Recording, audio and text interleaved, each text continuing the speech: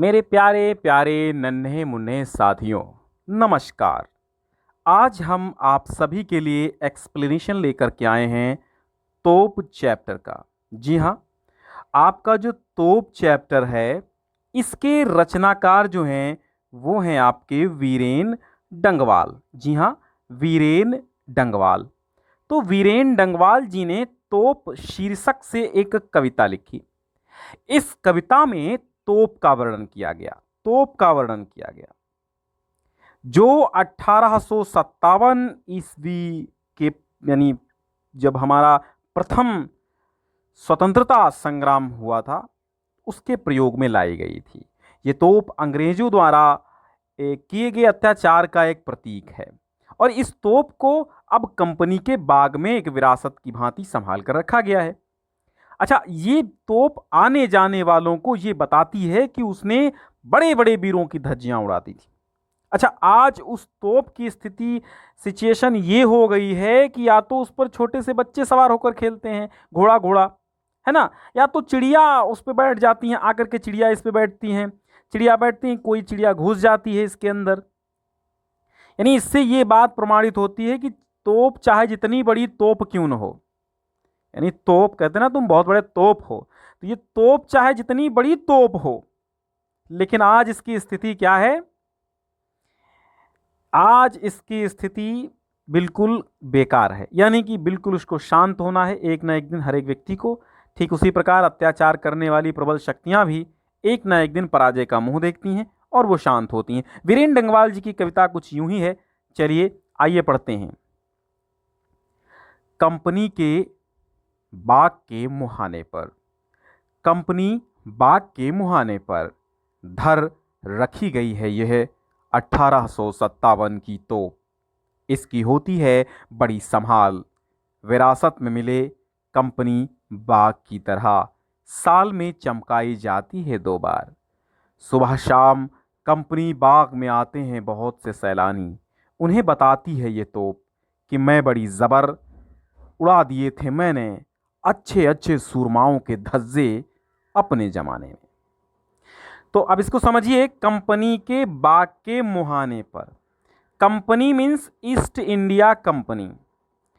तो east India company यानी बाग के मुहाने अर्थात मुख्य द्वार पर। मुहाने का मतलब होता है एंट्री गेट, यानी प्रवेश द्वार। धर रखी गई अर्थात रख दी गई है संभाल करके। 1857 की एक ये तोप है और इसकी बड़ी संभाल होती। संभाल मतलब देखभाल, इसकी बहुत देखभाल होती है, विरासत में मिले कंपनी बाग की तरह। इसे अपने पुरखों, विरासत माने पुरखों, पूर्वजों द्वारा मिली चीज, ठीक है, पूर्वजों द्वारा मिली चीज को हम विरासत कहते हैं। तो कंपनी की बाग की तरह एक वर्ष में 2 बार यह, साल अर्थात वर्ष में 2 बार यह चमकाई जाती है। चमकाई अर्थात इसको खूब साफ सुथरा किया जाता है। सुबह शाम कंपनी बाग में आते हैं बहुत से सैलानी। सैलानी अर्थात घूमने वाले यात्री, दर्शनीय स्थलों पर आने वाले यात्रियों को सैलानी कहा जाता है। तो सुबह शाम कंपनी के बाग में आते हैं बहुत से सैलानी। सुबह शाम कंपनी के बाग में हर रोज शाम के समय बहुत से सैलानी घूमने के लिए आते हैं। तो उन्हें बताती है यह तोप, अर्थात यह तोप उन सभी को यह बताती है कि 1857 के स्वतंत्रता संग्राम में बड़ी जबर, यानी जबरदस्त उड़ा दिए। मैं बहुत बड़ी जबर थी। जबर मतलब बहुत ही शक्तिशाली मैं थी। जबर माने शक्तिशाली, जबर मीन शक्तिशाली। मैं बहुत शक्तिशाली थी, मैंने उड़ा दिए थे अच्छे अच्छे शूरमाओं के धज्जे, अर्थात अच्छे अच्छे शूरवीरों के मैंने चिथड़े चिथड़े उड़ा दिए थे अपने जमाने में, ये तोप बताती है। इस प्रकार ये तोप अपनी गौरव गाथा बाग में आने जाने वाले लोगों को स्वयं के द्वारा, स्वयं के माध्यम से समझाती है। अब तो बहरहाल छोटे लड़कों की घुड़सवारी से अगर ये फारिग हो तो उसके ऊपर बैठकर चिड़िया ही अक्सर करती हैं गपशप। जी हाँ, अब तो बहरहाल कहने का मतलब है, कवि ये कहता है कि पहले ये तोप बहुत बड़ी विनाशकारी शक्ति थी, बहुत बड़ी विनाशकारी थी, बहुत घनघोर, ये जबरदस्त तोप थी, शक्तिशाली थी। लेकिन अब क्या है? बहरहाल। बहरहाल का मतलब होता है फिलहाल। ठीक है, फिलहाल। बहरहाल मतलब फिलहाल। ठीक है, तो छोटे लड़कों की घुड़सवारी, फिलहाल अब ये तोप का अस्तित्व कम हो गया है, महत्ता कम हो गई है। अब ये केवल एक काम करती है, छोटे लड़कों की घुड़सवारी से अगर ये फारिग, फारिग मीन्स होता है खाली, ठीक है, फ्री, तो अब ये छोटे लड़कों की घुड़सवारी बन गई है, अर्थात छोटे लड़कों का घोड़ा वाहन बन गई है खेल का। और अगर ये उस छोटे लड़कों के घुड़सवारी से फारिग हो, यानी खाली हो जाती है, तो उसके ऊपर बैठकर चिड़िया ही अक्सर, यानी प्रायः, अक्सर मीन्स प्रायः, ठीक है, अक्सर गपशप यानी बातें करती हैं, चहचहाती हैं।